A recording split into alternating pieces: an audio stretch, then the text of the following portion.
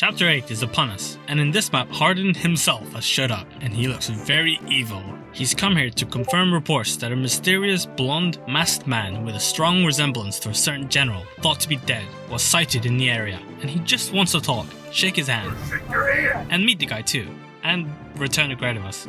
Preferably at extremely high speeds aimed directly at his head. When the map starts, Kane joins the team, and he's certainly a lot less useful than back in the prologue.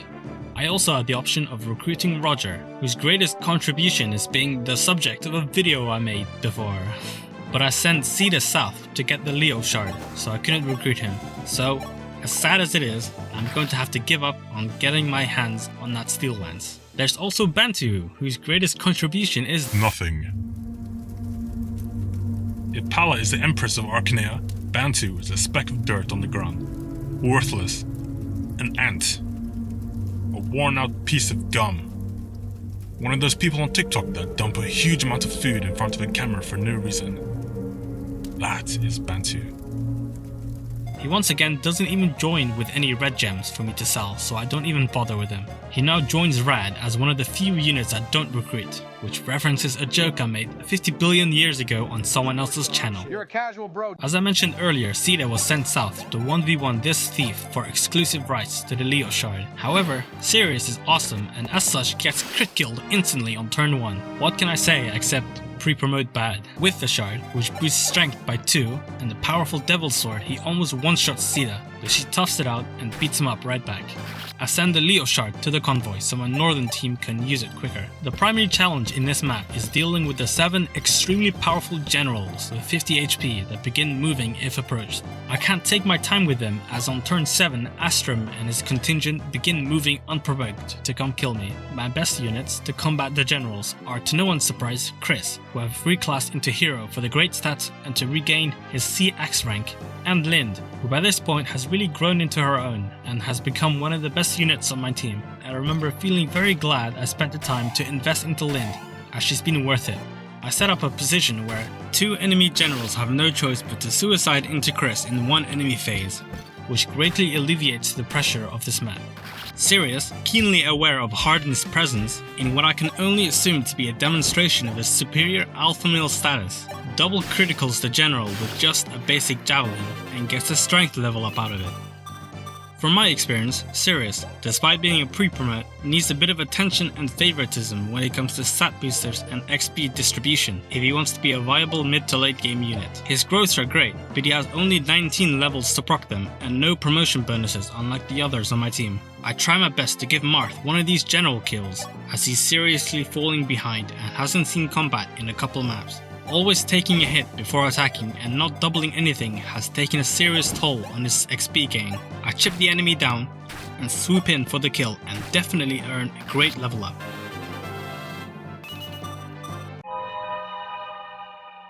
Hardin, who is still stun locked by Sirius' incredible display of strength, doesn't move, so I slip everyone by, recruit George, whose A rank in Buzz can serve me very well in the next couple of chapters, and seize the throne.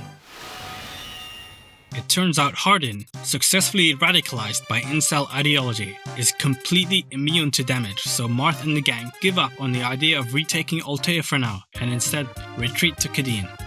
Moving along, I begin chapter 9. Marth's army has evacuated to Hardin, an independent city known for its magical academy and where Merrick studies. After having just escaped from Hardin, we learn Hardin has sided with Arcanea and engages us in battle. This map is quite busy, but I find with preparation it can be completed without much headache. Once again, thieves appear, carrying valuable treasure including a master seal and the thief staff. In the original, Thief was exclusive to Mersha, so if you don't have her you cannot use it. But this time it's a simple E-rank staff that literally anybody can use if reclassed. A few Draconites are spread across the map with 20 speed. Let me say that again, they have 20 speed.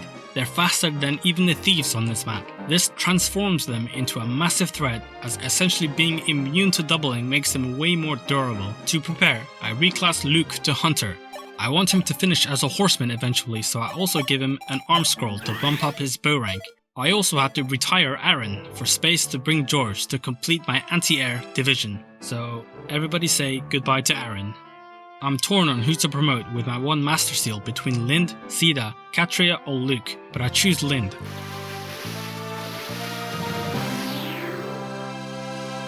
as I can probably squeeze out a few more levels on the others first. And I can begin staff grinding Lyn right away. On turn 1, Pala, Sirius, and Sita hunt down some thieves. And I send Chris as far north as I can, Devil's Sword in hand, to start fighting Draconites. At this point, it can't be understated just how dominant Chris is.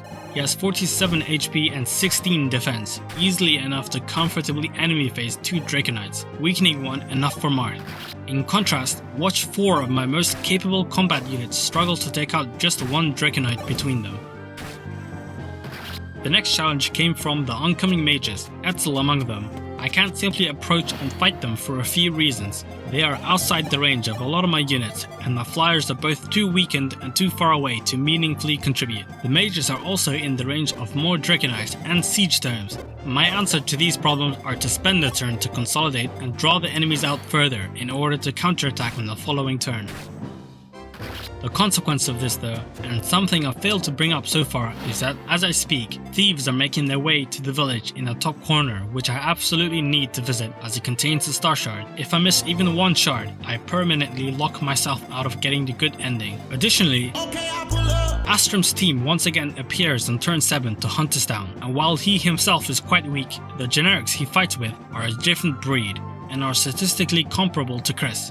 Long story short, I don't have time to spare. I recruit Etzel, who is notable for being one of the few pre-promos in the mid to late game who is actually pretty good, and unleash my counterattack, killing 4 mages while also sending Catria to defend the village. By now Rickard has collected the boots and Capricorn Shard, which boosts magic by 2. Once I'm done with that, I focus my attention on the remaining Draconites plus the enemies near the throne. I use Chris like a Jagan to lure and weaken them for the others to kill. Paula and Chris kill the swarm bishops, and one of them drops a speedwing, which is nice. By this point, Astrum's contingent has arrived and are aggressively chasing Rickard, so I don't have much time left.